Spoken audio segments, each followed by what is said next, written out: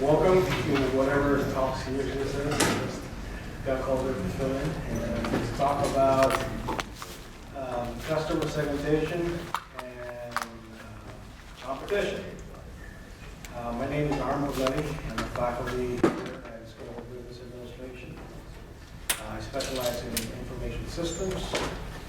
I am an entrepreneur. I've had tech industry. Currently, I have run 3 companies from startups. So I guess I'm okay to speak on this. What topic of customer segmentation of competition. Anyway, so a really cool thing when you went in, I asked you to pick one thing, and most of you tend to select items that you're kind of like leaning towards. And based on that, I've already divided this room based on segments. And it's something that you don't do. Sometimes your consciousness sometimes gravitates to one thing, a color, a product, a brand, an event, a personality. And we need, as people of business, or entrepreneurs, need a way to capture that data.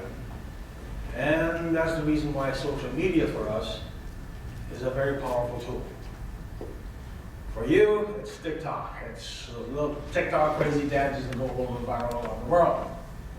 For me, it's the data. Why are you watching it? It gives me clarity why you're watching it and finding where my people are. Now, this is basically what we're going to do today, is basically trying to investigate to find out where your people are. Now, based on the talks that we've done, looks like it's basically on startups. And hopefully he's talking a little bit about your product and how it's solving a problem. And now you're in this next step of trying to find out whether your product X, Y, and Z, has a home in the marketplace. And you're attempting to find where you want to sell it to. Right, and that's where, and who else, who's your competitor out there? Now the competitive field is it's really crazy out there. It's literally do or die. If you don't do certain things, you get crushed. Unless you develop a model that stands away from every other, what I call the competitive cloud. Now I'll show you one of the examples, a case study, in this presentation a little later from now. So what we're going to talk about today is understanding your customer. We're going to look into that. We're going to look at how empathy mapping, how you can feel your customer, how you try to understand the things they say, the things they do, the things they feel. And sometimes you can associate with someone. We're going to look also at how that shapes into business role planning, or even what we call product development. Part of that's actually product development, where we're thinking of, okay, this customer feels this way. And a good example would be Uber. Uber came up with an empathy map and said, hey, people don't like to wave for a cab. People don't like to walk out in the rain and wait for a cab. They don't trust the driver sitting in front of them. So a lot of these, we'll try to figure out a way how to create a strategy to develop your product or refine your product, especially if you are setting yourself up, your startup, for a pitch. Does anybody know what a pitch is? What's a pitch? Most pitches in a Shark Tank, where you have, whether an angel investor or a series of VCs or venture capitalists, you have literally 4 minutes to present your point of view. 4 minutes, nothing more. So in order for you to be able to capture the attention of venture capitalists, you need a portion of this in one of your slides. And you have to understand your data as well as understand how to develop the human aspect of that data. Now, I don't know much of what you guys covered in the previous series, but I'm not going to cover too much data here about, CAGR, the total addressable market size. I don't know if you covered that as part of, as well, customer segmentation, SOM, SAM, all these acronyms that fly around. Hopefully he's covered that. You just asked me to cover empathy mapping and competitor analysis. Anyway, so for my product, I want to find out my target market, right? I have seen over my time as an entrepreneur products that are really good but fail miserably because it's presented to the wrong market, right? Until you reassess where your target demographic group lies and actually present your product to people that are willing to buy it, then you have done your work very well. And hopefully, today we'll give you a little bit more ideas on how to start doing that. Now, here's a good example is I would like to know my target demographic group by, not necessarily name, but create, what are their virtual profiles look like? Are they in the ages of 21 to 35? Are they males? Now again, I'm not going to go to the political spectrum here of what pronouns you're going to be doing. I'm going to limit that myself to the marketing genders, male and female. But in our case over here, we're looking at what are their virtual or visual personas look like, and who are they? What does my customer look like that will get attracted to this specific product? And I'm going to give you some examples in a second here. So, where do you find your people? I don't know if Matthias talked about this, but there are multiple ways to find your people. I mean, some people go to Reddit, some people go to Pinterest, some people go everywhere. I normally consolidate in those three, and I've been pretty successful in using all three or one or the other, depending on the product that we're trying to push through. Now, I do this per product. I don't do this per startup. Whatever product we're doing, I have to find out if there's a market for that product. So there's a problem with that. A lot of people will do it per startup. I don't do that. I do it per product that the startup is pushing through. And I'm going to give you an example towards the end here. Now, market research is a very broad field. Now, I could either do surveys, I could pay data. I mean, I've done all that. I've bought data, looked at the survey, but it doesn't give me real-time analysis or reports on, hey, current, right now, this is what my customers are interested in. So I tend to mix the two between market research and social media insights. How many of you have heard of Meta? Meta Audience Insights. How many of you have used it? How many of you want to be entrepreneurs at the end of this? You? Well, okay, here, if you want to be an entrepreneur, this is a free tip and a free access. Create yourself a business Meta account. Right? Go to Meta or just type in Google, type Meta Audience Insight, and you will get to this webpage and it will ask you to log in. If you have a Facebook account, log into your Facebook account. If you don't have a Facebook account, then create one. Right. I know it's not your demographic group, but unfortunately, for you, Facebook buys gazillions of data and compile from their own platforms, from Instagram and from Facebook, a ton of data that, again, is free to use. Now, I use that to actually calculate my total investable market size. Here's a quick example. Now, we started a little endeavor here in school business.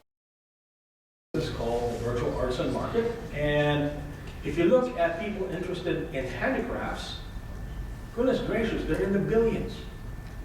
There are more than 1 billion people interested in it. So I know at that moment in time, the first year, I know that, hey, My product is going to handmade, artisan made. Wow, that's a pretty big market. Then I started doing research on narrowing it down on as close to as possible as the specifics. Now again, meta has changed over time. The searches or the filtering for the free version is a little generic in general, but it's a good place to start for you guys. If you need a little bit more drill down data or data sets to access that, then you have to pay a little bit more and meta, a little bit more for meta to give you that. Now I also use keyword search tools. Now there's a ton of paid ones out there. They're all good. I tend to use free ones. Right, I have both. I use two specific platforms. How many of you have heard of Google Trends? The reason why I use Google Trends, I want to search for a term that's really closely related to my product, not exactly about the product I want to sell, but closely related to the product. And I want to see how many searches over a particular period of time is this popular. I'm looking at the popularity of a search concept or a product concept. Then I say, oh, okay, this is bad, or this is good. I'm not going to deal about the numbers that, hey, if you don't get a 1, or you don't get you get above a 0.5 and you're bad. No, I'm not doing that. That's a little bit more drilled down data in terms of how to select a particular whether a product's predicting whether a product will succeed or not. But again, we're looking at that first here in terms of looking at, is it popular? You define it as popular, wow. So the next step I go to is, how many of you have heard of explodingtopics.com? Explodingtopics.com does the search, the free one at least. The paid one does a lot more drill down.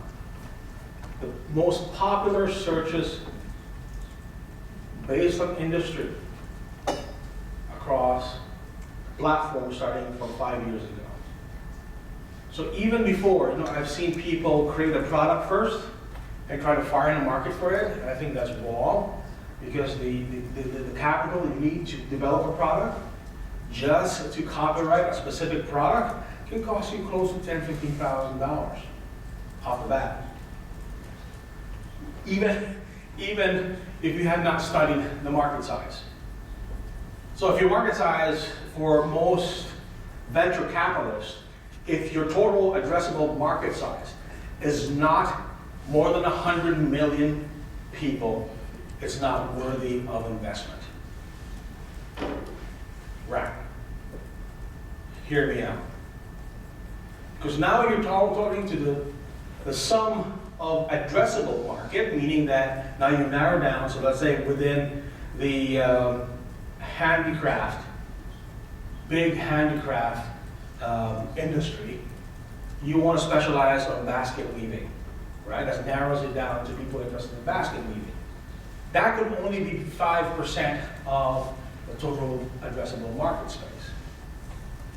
So again, you're looking at that, and then with your specialized particular product of using eco-friendly materials for your basket weaves, that could even be less than your service addressable market. So it could be a 1% of that. So just because you see big numbers, this is what I'm going for. No, you got to narrow down, all the way down to your actual size where your product would fit in.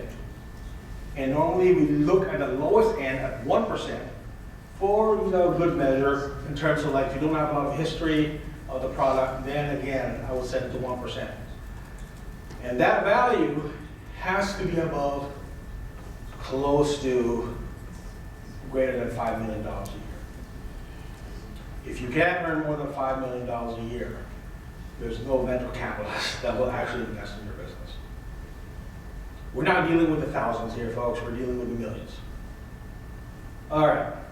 Am I making myself clear? All right. So based on that, all these tools that I use to move ahead to decide to say, hey, okay, I'm going to create a widget here in a second here.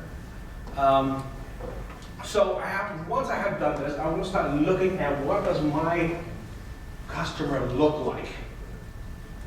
I start off with what we call an empathy map. So an empathy map is nothing but a collaborative, it's a visual tool that helps me understand, or entrepreneurs understand, certain traits about the customer or the user, whether you're developing an app or you are selling a product or a service. You actually need to understand who your customer is. For example, what do they say? Sometimes I go to Quora, Reddit. I basically look and search at comments. I go to Amazon reviews. I read reviews like crazy. I'm a review reader. Right? So I understand what people say. I go to Google Reviews, review the business. What do they think? Again, I go to that and create some sort of a curated feel of what this individual really wants. Now, here's a good example. This is for a 30-year-old woman who frequently loses her keys in the morning.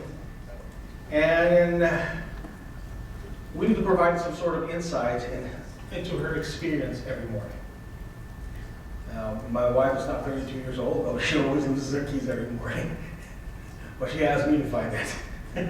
So, what does she normally say? Not again. I'm going to be late. I just had it last night. I wish I had a better way to keep track of my things. Now, I actually went to Amazon and read a ton of reviews for key finders. And this is the top 3 comments that came out why they bought the product. So what do they think? What does this keep on happening to me? I need to get more organized. I can't afford to go to work late again. What do? They frantically search for the bag, the house, retrace the steps from the night before, eventually might give up and look for spare keys. How do they feel? Frustrated? Embarrassed? Repeat the same mistake over and over again, and of course, overwhelmed. Right. So with this 32-year-old who's working, you've now established this kind of more personal connection with this individual. So when you're building a product, you say, okay, now I'm going to create a key finder for this person, and say, what I'm going to do is I'm going to create a smart key finder. Or I'm going to create a smart key finder with sound, with lights, with, hey, I would even put it on your alarm clock in the morning when you wake up to remind you so that you don't panic that your keys are here in the house. All right? So you start developing ideas or specifications for your brand new product. Hear me out. Now you have an idea for your product. What's next? Well, you want to figure out if it exists in the marketplace. And key finders do exist. So in my case over here, from a product that actually already exists, what we need to do now is figure out how in the world are we going to stand above the competition. And again, folks, market research, Amazon research. I go to Amazon, I go to eBay, I go to AliExpress, I go to Google, and figure out who is out there, what are they doing, what features do they have, how can I stand above this?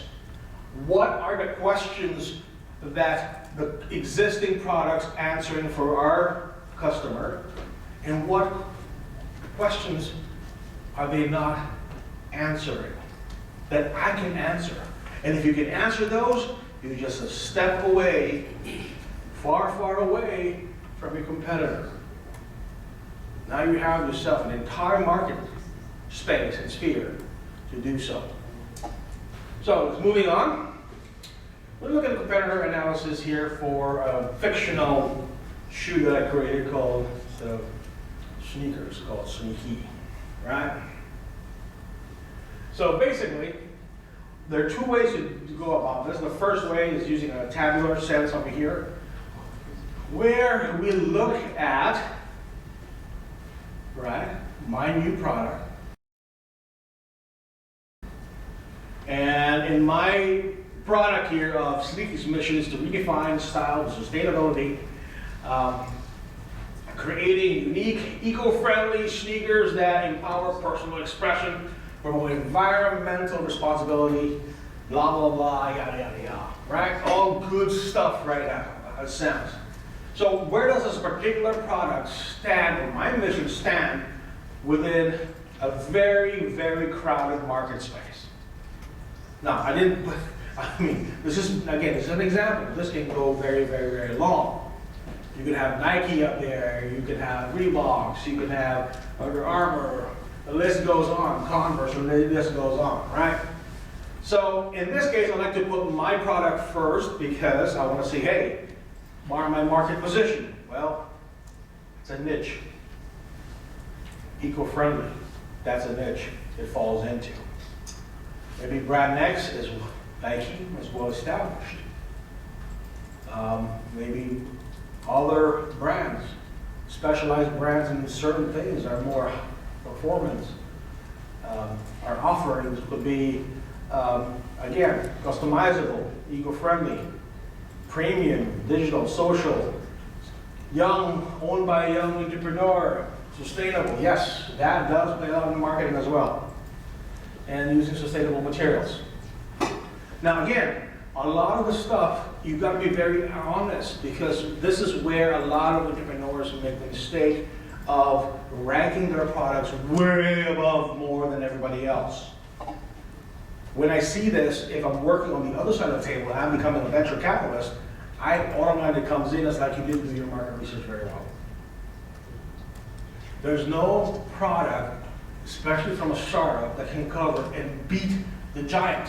You can't do that in the first 18 months of your business.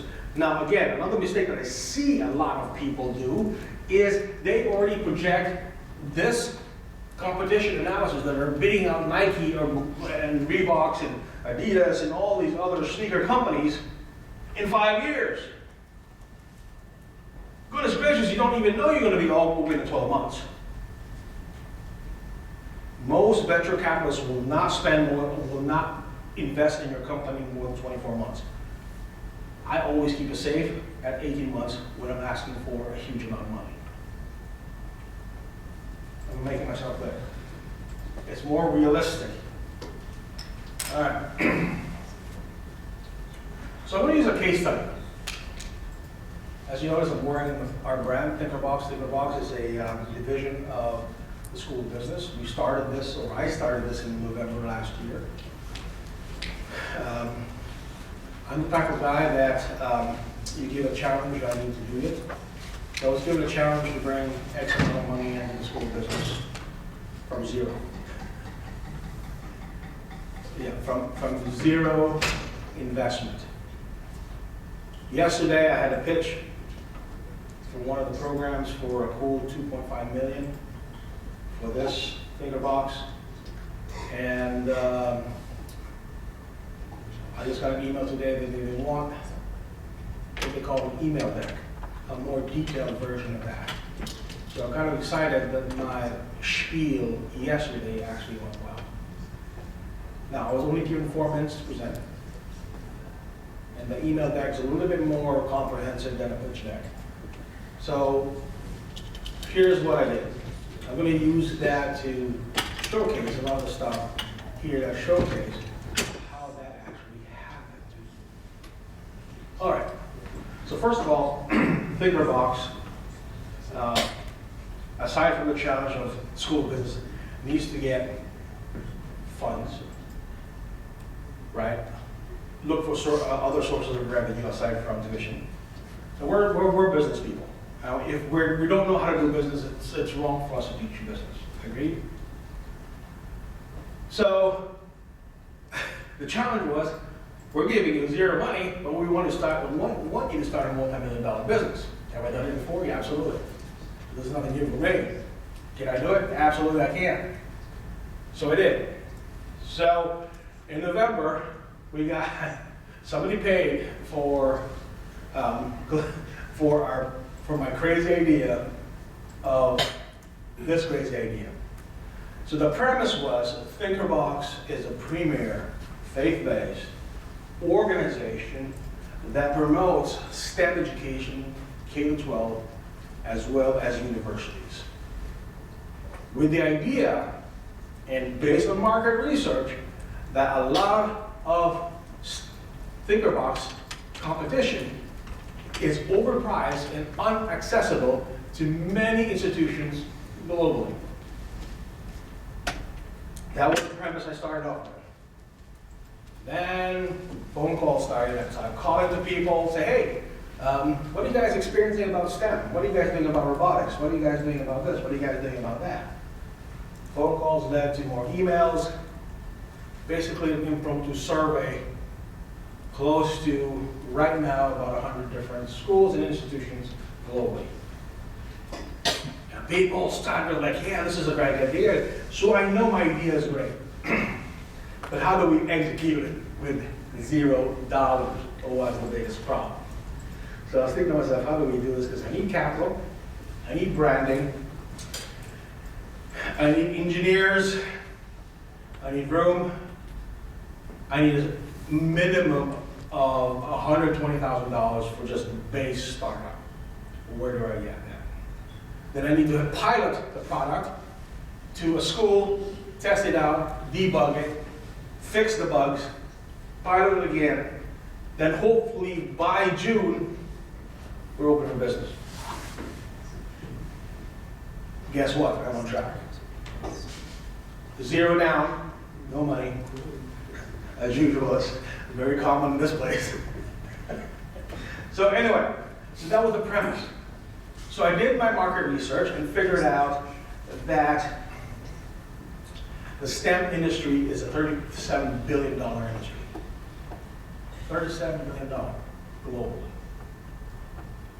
Robotics comprises of 30% of that.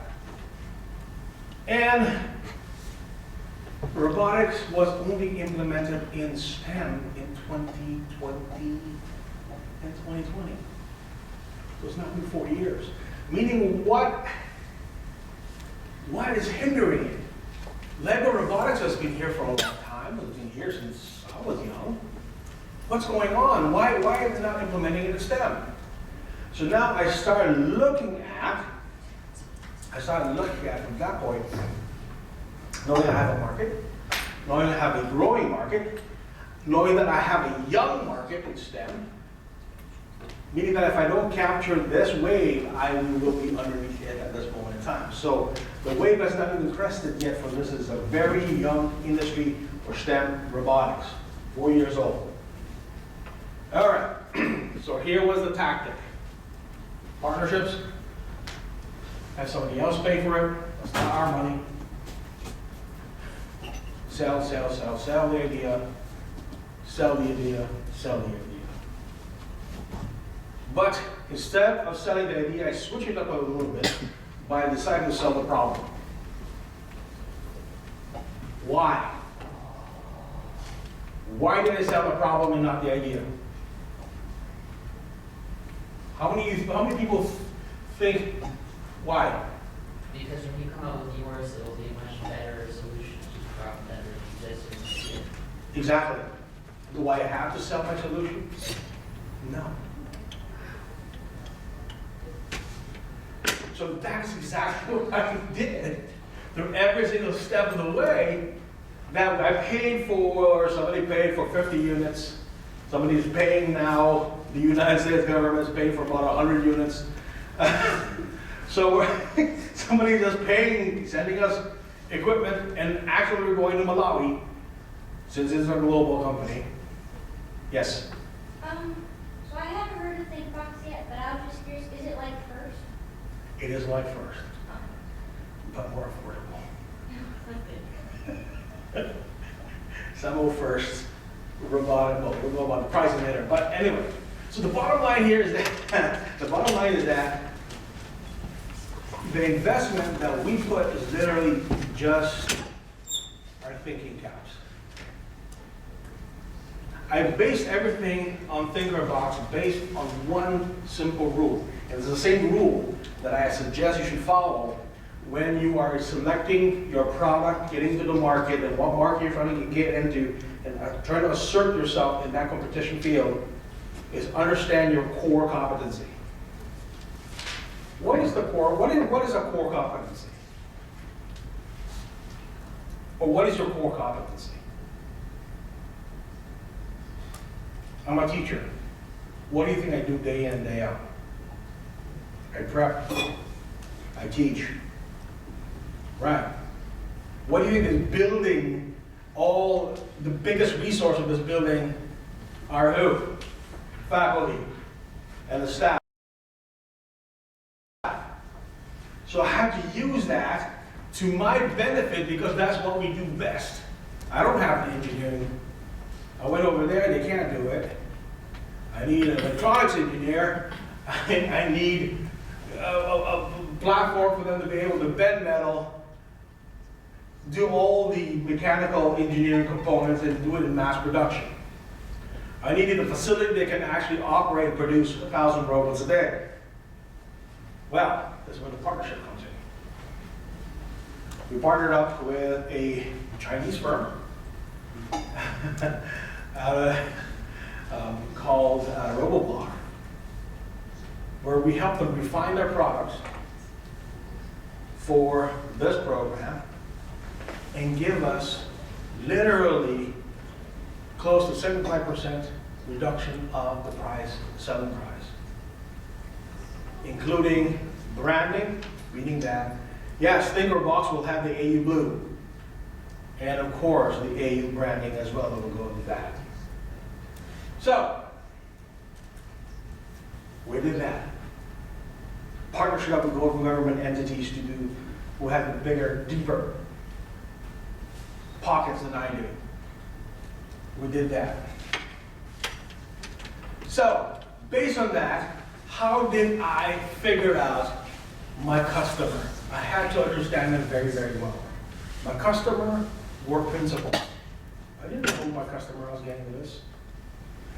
And based on connecting with different schools and high schools and academies across the United States, I talked to a lot of principals. And basically, they said the same thing. All of them are advocating for STEM. They want STEM robotics in their program. But it's too expensive. There's a prohibitive cost. We're talking about Lego Robotics as the premier. My biggest competition right now is Lego Robotics. But we're even going to outcompete them because of price point. At the same time, Lego Robotics has such a huge learning curve that teachers, especially at these academies where you only have like 3 or 4 teachers, you know, one who's teaching biology, the same teaching math and science, and the same one is teaching English or religion. They don't have time to learn. So again, a lot of that was lack of training. And Lego Robotics is really, really steep. You have to have somebody, like an engineer or a computer science teacher who specializes in that and does nothing else. So it's very cost prohibitive. So, and a lot of them that I've talked to, a lot of the principals have good hearts and they said, hey, I want to be responsible for, I'm responsible for the next generation. I am responsible for the next group of people that are coming into college. So based on that, I was armed with that information and I started producing. Yeah, well, I'm going to try bringing it down. So again, very similar thing. I'm not going to let you bore you with all this stuff here. It's basically did a comparative analysis, very similar to what, very similar to what I have showed you before. We'll store the TVs but I here. also use something very similar. Normally, this is what I presented yesterday, more or less an easy, because I only have 4 minutes, and reading that is kind of like weird in a pitch deck. So I do list of all my competitors, where we are. When I'm doing a visual, I like to put me on the end. And I like to have only my top 3 competitors here in the field. And you're looking at a lot of the different elements of that. Did you know anybody has that sort of machine? And Well, one thing that I was not asked to do, but I'm going to do it here, the secret, yeah, but for us, There's I no like competitor Squidward, watch. because of course it's simpler and why? especially if you Because finish it within certain those are words. times. Yeah. But People don't like words. For sure, you'll be. How do you impressed. translate the words into my market position? Of course, yeah. Here, we're looking at innovation in curriculum. We're professors. Okay, I'll have it prepared. That's 50, easy 30 to enough. 4. So our innovation in I'll curriculum call is you very when you're high. back. That's it. Cost effective, ours is cheaper, way, way cheaper. So that puts us on the upper right-hand quadrant as compared to our competitors. And based on that, Lego's features are expensive, proprietary, and are not very innovative in their curriculum. They're very traditional. Now, you're talking Vex Robotics, wonderful platform. It gave birth to FIRST. Very wonderful platform, but extremely prohibitive in terms of cost. I mean, you're talking about $1,400 for a single platform. That's really, really expensive. Not many academies or high schools can afford that. And Sphero, it's mainly considered as a toy, but they do have the Sphero EDU. But again, it's not geared towards high school or for teaching. So we found ourselves a little niche right there. And with that,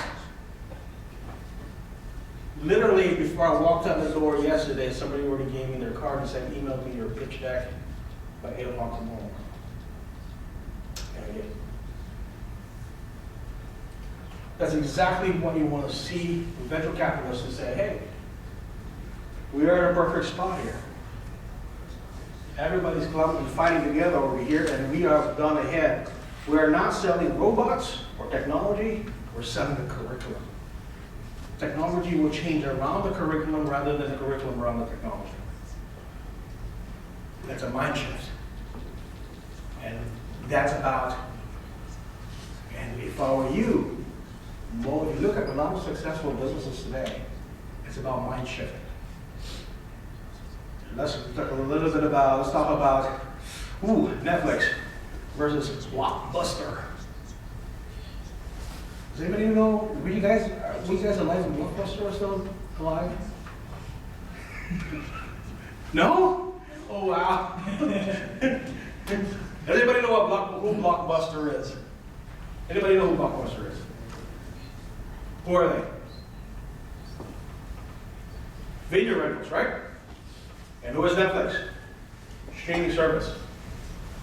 Why did one business go down and the other one became a multi-billion-dollar entertainment industry? Why? It was a mindset change. It wasn't the business. They discovered that simple change by accident. Netflix started off as a DVD and video rental on, snail mail. You created an account online, they sent you 5 movies, DVD, then you send it back. But they started this whole idea of subscription. It was, again, mindset. America wasn't ready for that. Until they figured out that, you know what, we're losing money. So they went to Blockbuster and said, hey, buy us. Buy us for, I can't remember, it's a ridiculous amount of It was one of the cheapest offer. And Blockbuster said, you must be joking. You guys are goners. You guys are going to be dead in a year. Nope. They saw, all of a sudden saw the mind shift completely, especially in the dawn of more portable devices, laptops, iPads, handheld phones. And that brought about what? More demand on streaming services. They said, but we can't afford that streaming service. We can't afford it. Well, who comes into the rescue?